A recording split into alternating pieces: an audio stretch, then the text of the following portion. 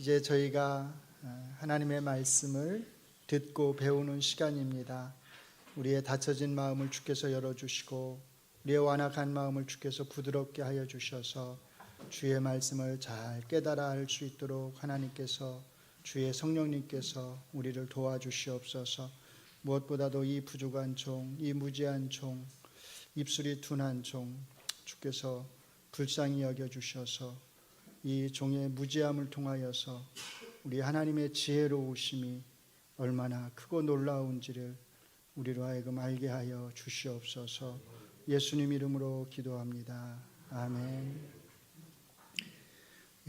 지난주에 저희가 소금과 빛에 대한 말씀을 통해서 소금의 짠맛 또 빛의 밝음이 어떤 의미를 가지고 있는지를 우리가 살펴보았습니다. 그리고 이 소금과 빛에 대한 말씀이 그 앞에 나오는 율법, 팔복에 대한 말씀하고 어떤 관계가 있는지를 우리가 살펴봤어요. 오늘은 이제 나머지 절반의 설교를 하려고 합니다. 그 다음에 나오는 말씀하고 이 소금과 빛에 대한 말씀이 어떻게 연결되어 있는지를 보려고 그래요. 그 다음에 나오는 말씀은 이제 율법과 관련된 말씀입니다. 그런데 사실 이 이야기가 그렇게 이제 사실은 알고 보면 굉장히 단순하고 쉬운 말씀인데 조금 예수님이 이제 복잡하게 말씀을 하셔서 조금 제가 이렇게 질문으로 한번 만들어 봤습니다. 오늘 이제 우리가 함께 던지고 답을 얻어야 될 질문들이에요. 첫째로 율법이나 선지자를 폐하러 온 게 아니라 완전하게 하기 위해서 왔다는 말씀이 무슨 뜻인가? 둘째, 천지가 없어지기 전에는 율법의 1.1획도 없어지지 아니하고 다 이루리라고 하는 말씀은 또 무슨 뜻인가? 셋째, 천국에는 큰 자와 작은 자가 있는가? 넷째, 율법에 대한 이 말씀은 어떻게 소금과 빛에 대한 그 앞에 나오는 말씀이죠. 그 말씀하고 연결되어 있는가? 이것들에 대한 답을 한번 같이 얻어보려고 합니다. 먼저 이것들에 대한 답을 우리가 얻으려면 예수님께서 어떤 상황 속에서 지금 이 율법에 대한 말씀을 하시는지를 우리가 조금 알 필요가 있어요. 그래서 그 질문의 배경이 되는 21절부터 47절까지 나오는 6개의 율법에 대한 말씀을 예수님이 왜 하시는지를 알아야 돼요. 우리가 오늘 그 성경 본문으로 이 6개 율법 중에 하나만 사실은 읽었어요. 뭐 하지 말라? 살인하지 말라는 말씀에 대한 예수님의 설명, 해석만을 우리가 읽었어요. 그 다음에 사실 5가지가 더 나오기 때문에 그걸 다 읽어야 되지만 제가 생략을 한 거예요. 그래서 많은 분들이 아실 거라고 생각을 하고 있기 때문에 생략을 한 것이고, 잘 모르시는 분들은 꼭 집에 가셔서 예수님이 뭐라고 말씀하셨는지를 꼭 한번 살펴보시기 바랍니다. 자, 21절부터 47절까지 예수님은 서기관들이나 바리새인들이 가르치는 율법에 대한 이 가르침과 예수님 자신이 가르치시는 이 율법에 대한 가르침을 서로 대조하고 계십니다.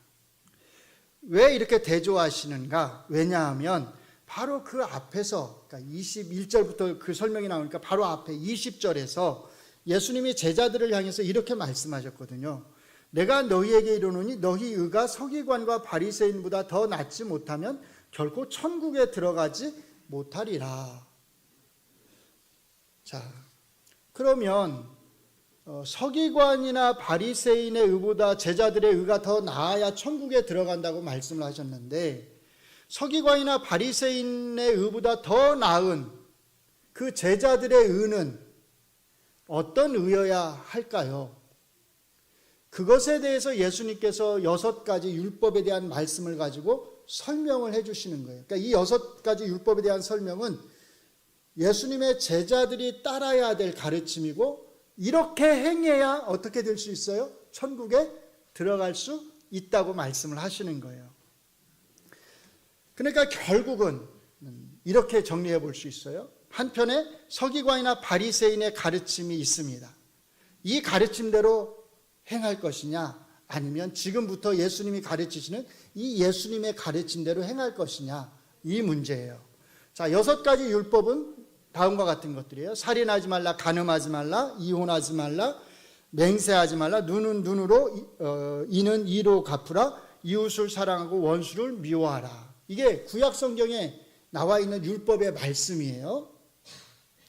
자, 이것들 하나하나를 제가 설명하지는 않겠습니다. 중요한 것은 제가 아까 뭐라고 말씀을 드렸냐면 이 6가지 똑같은 율법의 말씀을 가지고 서기관과 바리새인이 가르치는 가르침과 예수님이 지금부터 가르치시는 가르침이 서로 뭐하다고요? 다르다는 게 중요합니다. 예수님은 제일 먼저 이렇게 말씀을 시작하세요. 옛사람에게 말한 바 이러이러하다는 말을 너희가 들었다. 여기 옛사람은 누굴 가리키냐면 이스라엘 사람들을 말하는 거예요. 시내 산에서 모세의 율법을 들었던 그 이스라엘 사람들에게 이렇게 살인하지 말라, 간음하지 말라 이렇게 율법이 전해졌다는 거예요. 그런데 예수님은 그 다음에 뭐라고 반복해서 말씀하시냐면 그러나 나는 이렇게 가르친다 말한다 이렇게 말씀하세요. 자, 율법에 이렇게 적혀 있다. 그러나 나는 이렇게 말한다. 이 사이에 사실은 빠져 있는 게 하나가 있어요. 뭐가 빠져 있냐면 아까 제가 뭐라고 말씀드렸죠? 예수님의 가르침과 누구의 가르침이 대비가 되고 있다고요?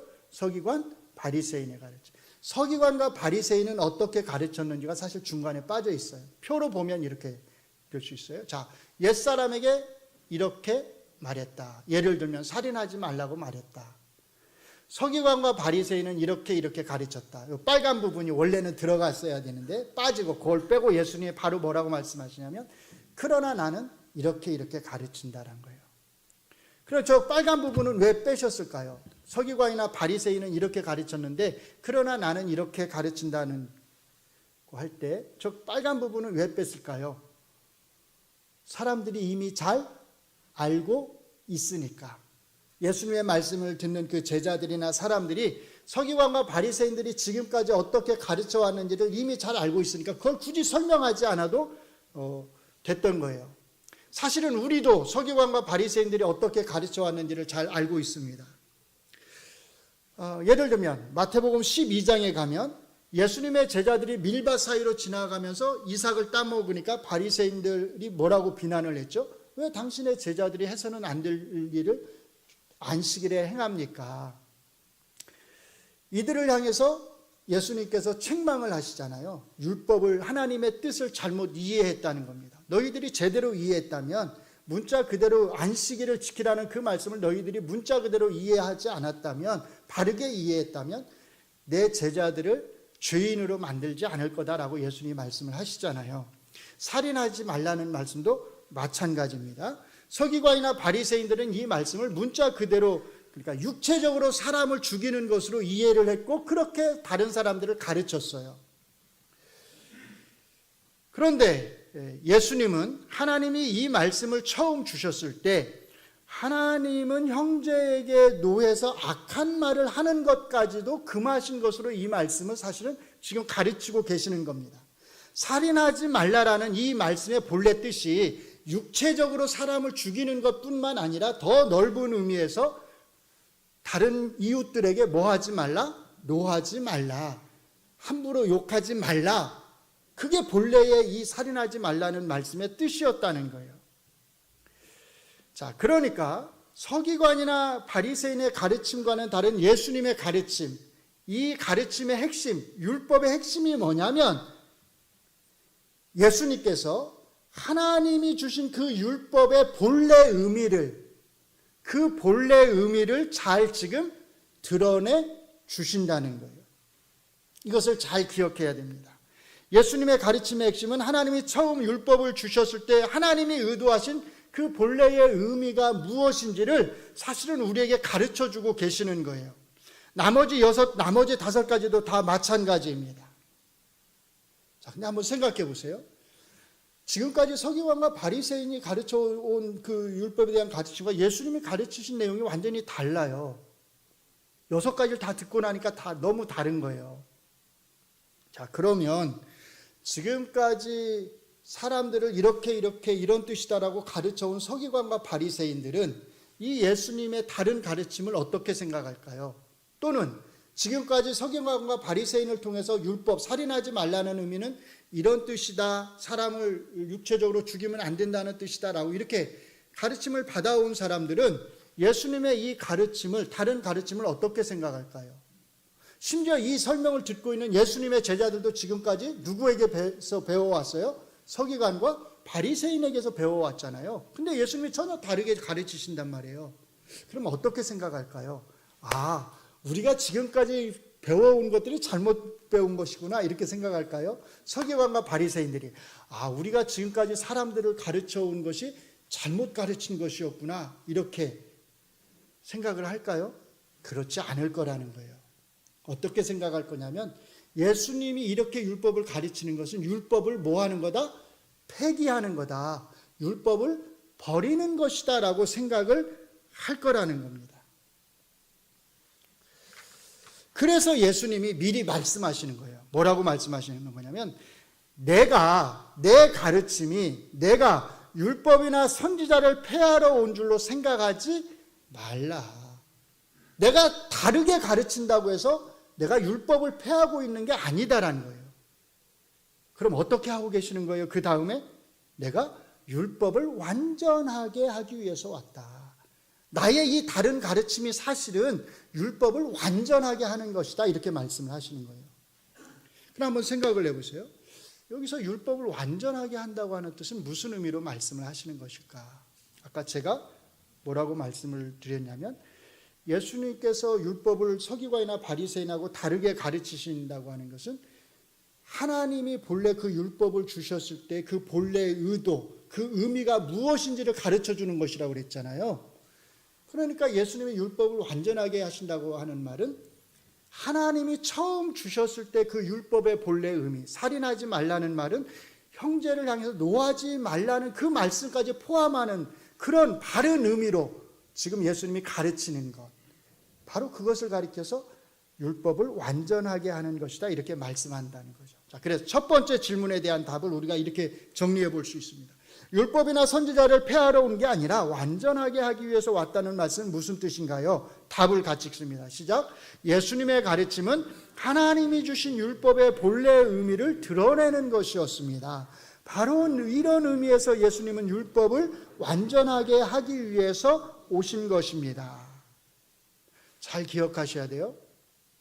지금 예수님은 그러나 나는 이라고 말씀하시면서 율법을 설명해 주시는데 이것은 율법을 새롭게 해석하시는 게 아니에요. 그러니까 과거에는 없었던 그 율법의 의미를 거기다 추가적으로 더하시는 게 아니에요.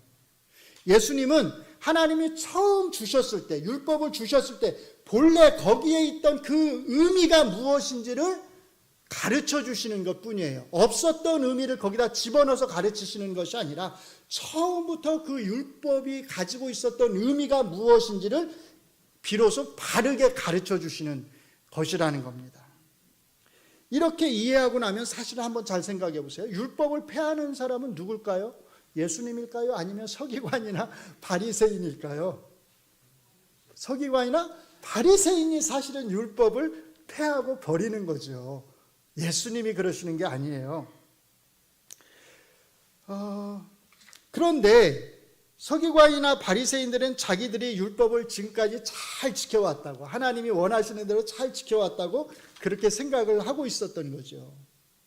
자, 19절 말씀을 한번 잘 보세요. 누구든지 이 계명 중, 이 율법 중 지극히 작은 것 하나라도 버리고 또 그렇게 그같이 사람을 가르치는 자, 그게 누굴까요? 그게 누굴까요? 누가 이렇게 지금까지 가르쳐 왔어요? 서기관, 바리새인.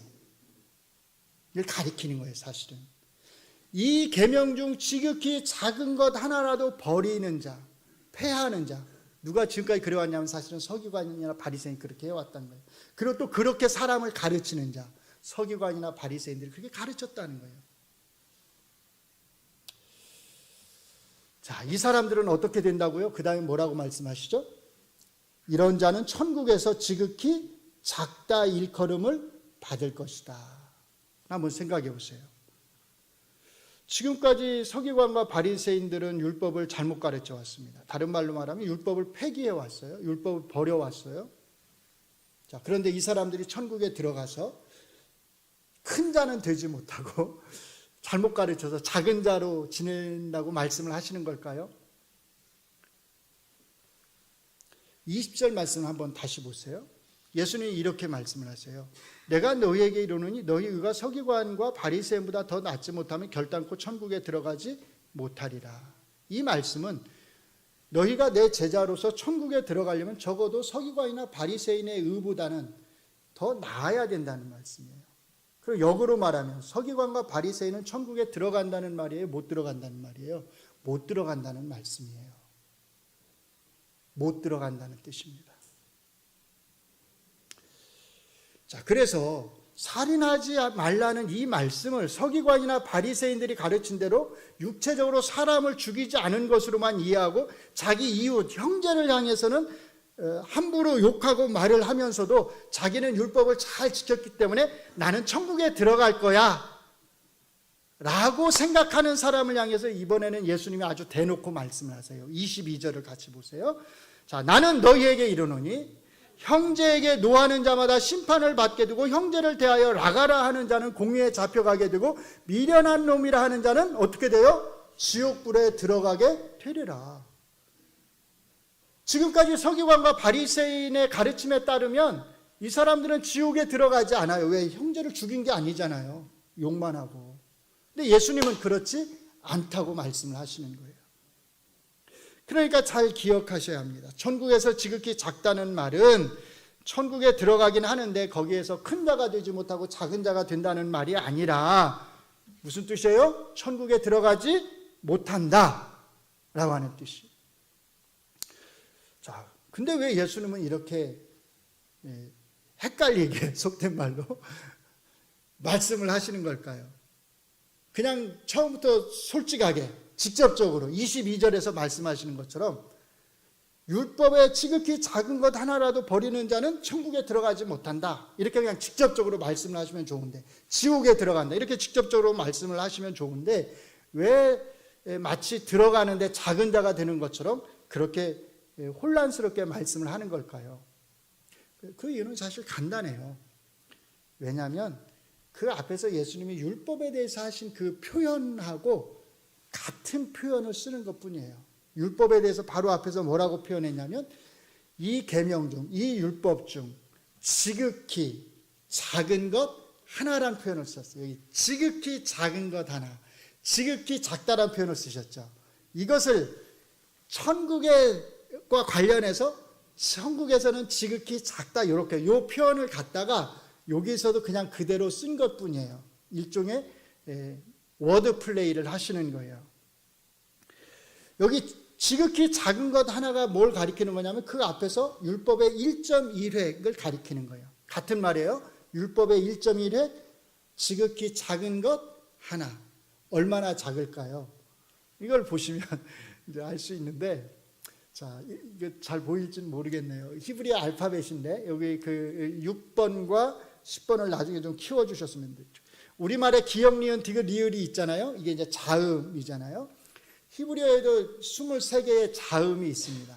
그 중에 이제 6번째 이렇게 보시면 10번째 먼저 보여주세요. 10번째 요드라고 있어요. 요드. 조그만해요. 점처럼 생겼어요. 그냥. 그래서 그냥 잘 안 보여요. 이게 찍혀져 있는데 잘 안 보여. 워낙 작으니까. 이게 요드 이렇게 읽어요. 이게 뭐냐면 1점이에요. 1점. 그 다음에 6번에 있는 저 와우. 저게 만약 일자에 위에가 약간 이렇게 왼쪽으로 휘어져 있어요. 그러니까 한 번에 이렇게 적을 수 있죠. 그래서 1획이라고 말을 할 거예요. 이 요드와 와우 아주 사소해 보이는 자음 철자입니다. 자, 그러면 이 1.1획을 버리는 자는 천국에 들어가지 못한다라고 예수님이 말씀을 하셨을 때 성경을 기록할 때 실수로 요드를 빼먹으면 안 되겠구나. 와우를 빼먹으면 안 되겠구나. 그거 빼먹으면 천국에 못 들어가는구나. 이렇게 말씀을 하시는 걸까요? 그게 아니겠죠. 또 하나. 요두 하나 와우 하나까지 율법을 다 일일이 하나하나를 다 지켜야 천국에 들어갈 수 있다고 말씀을 하시는 걸까요? 그것도 아니라는 거예요. 그럼 1.1획 율법에 저렇게 작은 것 하나까지도 지켜야 된다고 하는 예수님의 말씀은 어떤 의미인가? 거기에 대한 답이 이 두 번째 질문에 대한 답입니다. 천지가 없어지기 전에는 율법의 1.1획도 결코 없어지지 아니하고 다 이루리라고 하는 말씀의 뜻은 무슨 뜻인가? 답을 같이 읽습니다. 시작. 예수님이 다시 오실 때까지 하나님이 주신 율법을 하나님이 주신 그 본래의 의미대로 지켜야 한다는 뜻입니다. 이게 중요해요. 율법을 지키는데 서기관과 바리새인들이 가르친 대로 지키면 안 된다는 거예요. 예수님이 가르쳐 주신 대로 지켜야 된다는 거예요. 언제까지요? 예수님이 다시 오실 때까지. 새로운 새 땅과 새 하늘과 새 땅이 다시 임할 때까지 율법을 지켜야 돼요. 살인하지 말라는 말씀을 지켜야 돼요. 간음하지 말라는 말씀을 지켜야 돼요. 근데 서기관과 바리새인이 가르친 대로 지켜서는 안 되고 예수님이 가르쳐 주신 대로 그때까지 그렇게 지켜야 된다라고 말씀을 하시는 겁니다.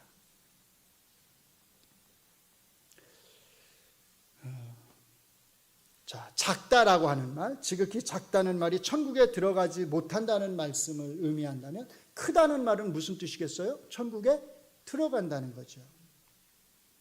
누가 들어갈까요? 누구든지 일을 행하며 가르치는 자는 천국에서 크다, 일컬음을 받을 것이다. 일을 행하며, 이것을 행한다는 건 뭐예요?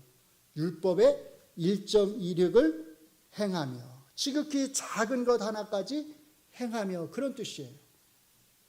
그러니까 여기 행한다는 말은 하나님이 율법을 주신 그 본래의 의미대로 행한다는 뜻이죠.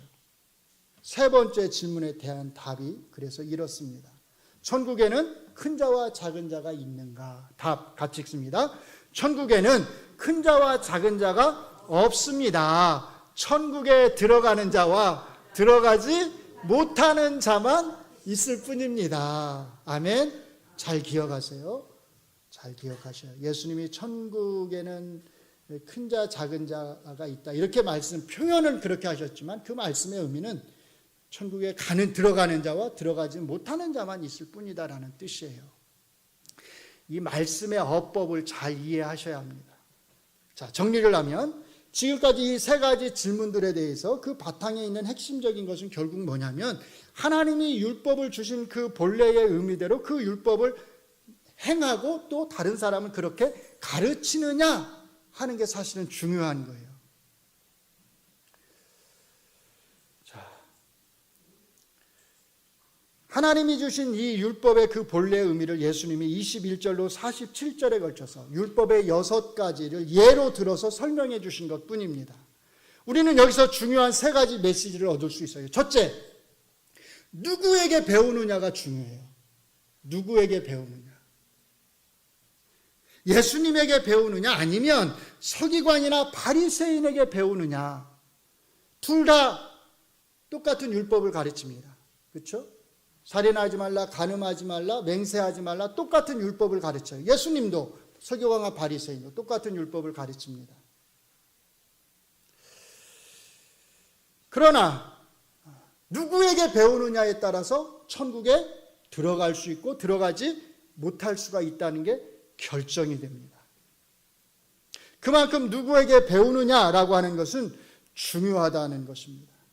예수님에게 배우면 하나님이 율법을 주신 그 본래의 의미를 알게 되고 그대로 행하게 되고 또 그대로 다른 사람을 가르치게 되어서 천국에 들어갈 수 있습니다. 그러나 서기관이나 바리새인에게 배우면 하나님이 주신 그 율법의 본래 의미를 잘못 알게 되고 그럼 잘못 행하게 되고 또 다른 사람에게 잘못 가르치게 되어서 그 종국은 어떻게 되냐면 천국에 들어가지 못하는 결과가 되는 거예요. 어떤 사람은 이렇게 말할지 모르겠어요. 예수님도 이 땅에 계시지 않고 서기관이나 바리새인도 이 땅에 존재하지 않는데 그럼 이제 우리는 이제 지금부터는 아무한테나 배워도 되지 않나요? 그럴까요? 그렇지 않아요. 예수님이 이 땅에 계시지 않아도 예수님이 가르치신 그 가르침을 바르게 잘 가르치시는 목사님들이 있습니다. 그러나 반면에 예수님이 가르쳐 주신 그대로 잘 가르치지 못하는 목사님들이 또 있어요. 여러분들은 어떤 목사님들에게 가르침을 받아야 될까요? 우리는 어떤 목사님들에게 가르침을 받아야 될까요? 어떤 목사님이 바르게 예수님의 가르침을, 하나님의 말씀을 잘 가르쳐 주시는지를 우리는 어떻게 알 수 있을까요? 그것은 여러분의 영적 분별력에 달려 있습니다.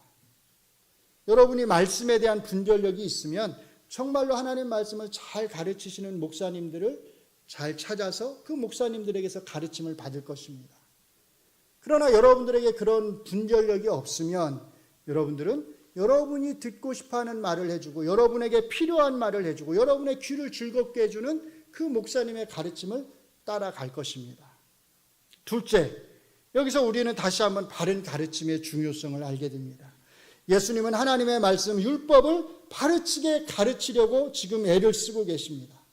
율법의 올바른 의미가 무엇인지를 가르치려고 예수님은 애를 쓰고 계십니다. 서기관과 바리새인들이 그동안 잘못 가르쳐온 그 말씀, 하나님의 말씀을 바로잡아 주려고 예수님은 지금 애를 쓰고 계시는 겁니다. 목사가 해야 될 일이 바로 이것입니다. 목사는 기록된 성경 말씀의 바른 의미가 무엇인지를 잘 깨달아서 그것을 잘 가르쳐야 합니다. 목사에게 이보다 중요한 일은 없죠. 사실은 성도들에게도 마찬가지입니다. 성도들이 목사에게 요구해야 되는 것은 사실 바로 이것입니다. 그래서 목사는 하나님의 말씀의 의미를 잘 가르칠 수 있을 정도로 그 실력을 키워야 되는 거죠. 그래서 어딜 가서 공부하는 거예요? 신학교를 가서 공부하는 거예요. 신학교에서 배운 대로 잘 교회 와서 가르쳐야 됩니다. 목사만 그걸 잘 알고 있으면 안 되죠. 성도들을 가르치기 위해서 신학교에서 공부를 하는 것입니다. 성도들의 입장에서 보면 바른 성도는 항상 말씀의 의미를 알고 싶어 해야 한다는 뜻입니다. 자기가 읽고 있는 그 성경이 무슨 뜻인지를, 무슨 의미인지를 알면서 읽어야 된다는 거예요. 그것을 모른다면 목사에게 찾아와서 그게 무슨 의미인지를 물어봐야 되겠죠. 예루살렘에서 예배를 드리고 자기 나라 에디오피아로 내려가던 내시가 이사야서를 읽고 있는데 그게 도무지 무슨 뜻인지를 몰랐습니다. 그것을 지나가던 빌립 집사에게 내가 지금 이사야서를 읽고 있는데 이게 무슨 뜻입니까? 물었을 때 빌립 집사가 그 말씀의 뜻을 예수님과 연결해서 설명을 해주죠. 그렇게 성도들은 하나님의 말씀을 읽어야 할 뿐만 아니라 그것이 무슨 의미인지를 알려고 해야 합니다. 이것이 성도의 바른 자세입니다. 셋째, 예수님이 오실 때까지 예수님이 가르쳐 주신 대로 율법의 바른 말씀을 그대로 행하고 또 사실 다른 사람들에게 가르쳐야 합니다. 바로 이것이 천지가 없어지기 전에는 율법의 1.1획도 없어지지 아니하리라 라고 하신 말씀의 뜻이잖아요. 그러면 이 일을 누가 해야 될까요? 예수님이 다시 오실 때까지 1.1획도 버리지 않고 하나님이 우리에게 가르쳐 주신 대로, 예수님이 우리에게 가르쳐 주신 대로 그대로 행하고 가르치는 일을 누가 해야 될까요? 제가 해야 되고 여기 앉아 계시는 여러분들이 그렇게 해야 됩니다. 문제가 있죠. 저도 얼마 안 있다 죽게 될 것이고 여기 앉아 계시는 여러분들도 얼마 안 있다 다 죽게 될 것입니다. 우리는 기껏해 한 80년, 많이 살면 100년 이 정도 살다가 우리는 다 이 땅에서 사라지게 돼요. 우리가 죽으면 그럼 누가 해야 될까요? 누가 이 일을 해야 될까요? 우리가 죽어도, 우리는 이 땅에서 사라져도 이 땅에서 사라지지 않고 남아있는 존재가 있습니다. 교회입니다. 하나님이 세우신 교회. 우리 주 예수 그리스도께서 핏값으로 세우신 하나님의 교회. 우리는 사라져도 하나님의 교회는 이 땅에 남아서 이 일을 감당해 나가야 합니다. 이 하나님의 교회는 이 땅에 남아서 예수님이 오실 때까지 하나님의 말씀을 바르게 가르치고 바르게 행하게 하는 그 역할을 해야 합니다. 이게 이 땅에 있는 교회의 존재의 목적입니다. 이것을 생각하면 하나님의 이 교회에서, 이 강단에서, 바로 여기에서, 제가 서 있는 바로 이곳에서 이 짧은 시간 동안 일주일에 한 번 공예배로서 하나님의 말씀을 선포하는 것이, 바르게 선포하는 것이, 바르게 가르치는 것이 얼마나 중요한 일이고 얼마나 값진 일인지를 우리가 알 수 있습니다. 저는 우리 성도님들이 이 얼마 안 되는 이 짧은 설교 시간, 이 시간을 정말 귀하게 여겼으면 좋겠습니다. 정말 하나님의 말씀을 바르게 배우는 시간으로 여겼으면 좋겠습니다. 그래서 제가 늘 말씀을 드리지만 하나님의 말씀이 바르게 가르쳐져야 하는 이 귀한 시간에, 이 귀한 강단에서 말씀과 상관이 없는 개인적인 경험이나 간증이나 삶의 이야기를 하지 않는 게 좋다고 제가 말씀을 드리는 겁니다. 물론 꼭 필요하면 말씀과 연관해서 그 말씀을 잘 이해시키기 위해서, 쉽게 이해시키기 위해서 때론 간증이 필요하지요. 제가 그 자체를 부정하는 것은 아닙니다.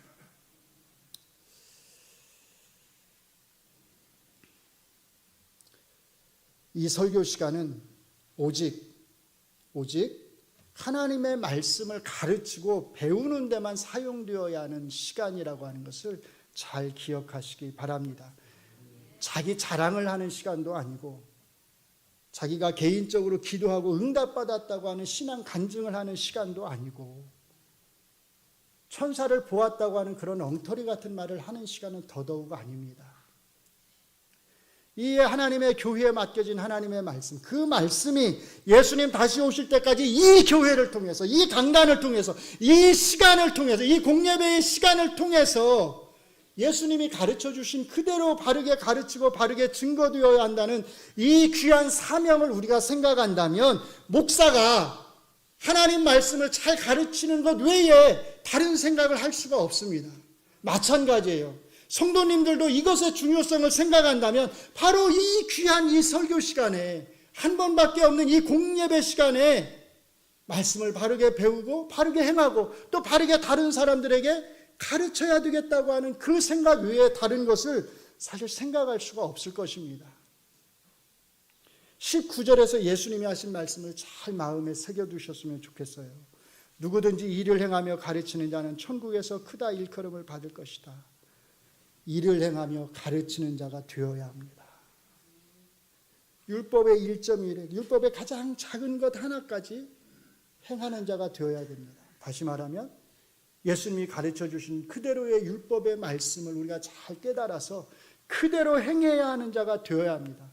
그리고 그렇게 가르치는 자가 되어야 합니다.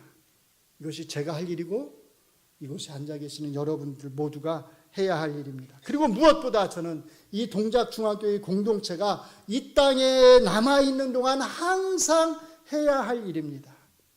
그렇게 하려면 이 설교 시간에, 하나님의 말씀이 주어지는 이 귀한 시간에 오직 하나님의 말씀에 대한 바른 설명이 선포되어야 하고 가르쳐져야 합니다. 사랑하는 성도 여러분, 이 일을 위해서 여러분 모두가 함께 노력해 주시고 함께 기도해 주시기를 바랍니다.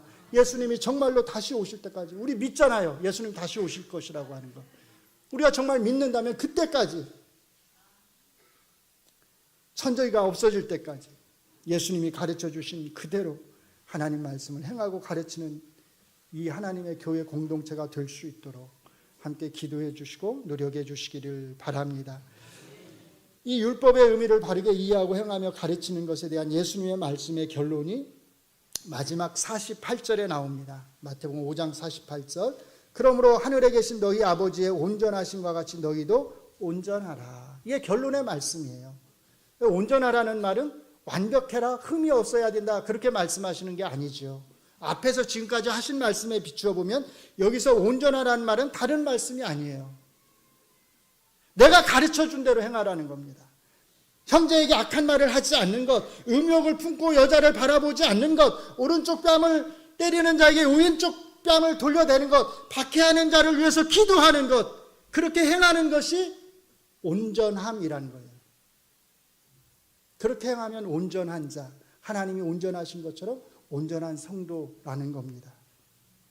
이제 마지막 질문에 대한 답을 말씀드리고 말씀을 마치겠습니다. 네 번째 질문입니다. 율법에 대한 이 말씀은 어떻게 소금과 빛에 대한 말씀과 연결되어 있는가? 답 같이 읽습니다. 예수님이 가르쳐 주신 그대로 율법을 행하는 것, 그게 바로 뭐예요? 소금과 빛입니다. 다른 게 아니에요. 형제를 향해서 노하지 않고 악한 말을 하지 않는 것, 그게 소금의 짠맛입니다. 고발하는 자에게 고발해서 속옷을 가지고자 하는 자에게 겉옷까지 주는 것, 그게 소금의 짠맛입니다. 박해하는 자를 위해서 기도하는 것, 그게 소금의 짠맛이에요. 여러분들이 그렇게 한다고 해서 겉옷 달라는 자에게 속옷까지 준다고 해서 그 사람이 감동하지 않을 수 있어요. 오른뺨 때리는데 왼뺨까지 된다고 해서 감동하지 않을 수 있어요. 이게 무슨 미친 짓이 하고 더 세게 때릴 수도 있다는 뜻입니다. 그러나 그건 중요하지 않아요. 그 사람들이 우리에게 얼마나 큰 영향을 받느냐, 그리고 변하느냐, 그건 중요하지 않아요.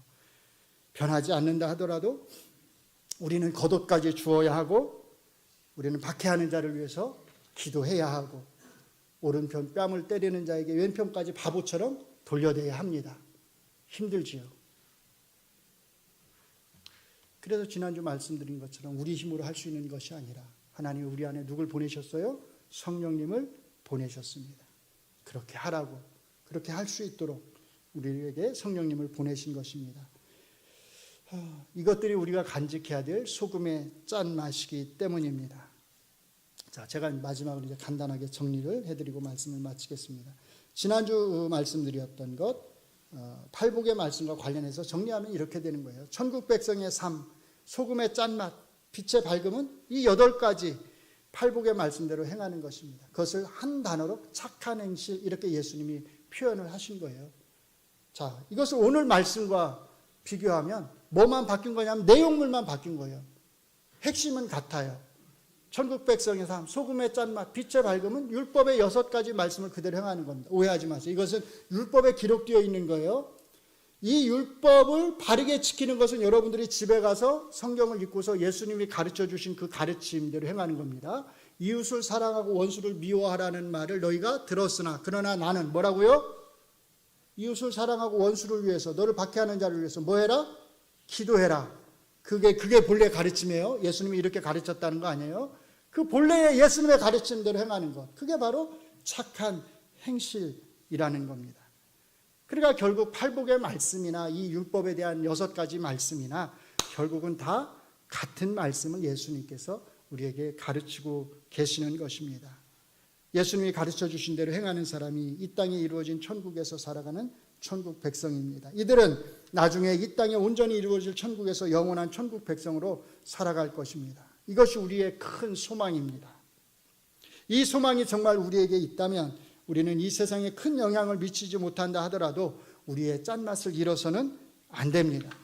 왜냐하면 바로 그 짠맛이 우리의 정체성이기 때문입니다. 잘 기억하십시오. 우리는 예수님이 이 땅에 가져오신 천국 백성입니다. 그래서 하늘에 계신 하나님은 우리 하나님이에요. 우리 하나님, 너희 하나님, 우리 하나님. 그러므로 하늘에 계신 너희 아버지의 온전하심과 같이 너희도 온전하라. 기도하시겠습니다. 예수님께서 이 땅에 오셔서 하나님께서 우리에게 주신 그 율법의 바른 의미가 무엇인지를, 그 본래의 의미가 무엇인지를 우리에게 잘 가르쳐 주셨습니다. 이렇게 가르쳐 주신 것은 그 당시의 제자들만을 위한 것이 아니라 이 땅에 하나님이 세우신 이 교회를 통해서 그 예수님의 바른 가르침이 예수님께서 다시 오시는 그날까지 이 땅에서 잘 선포되고 증거되도록 하기 위해서 가르치신 것인 줄로 믿습니다. 하나님, 우리 동작중앙교회 모든 성도님들이 우리 예수님께서 가르쳐 주신 대로 그렇게 바르게 율법을 행하며 또 다른 사람들을 가르칠 수 있는 그런 믿음의 성도들이 되게 하여 주시옵소서.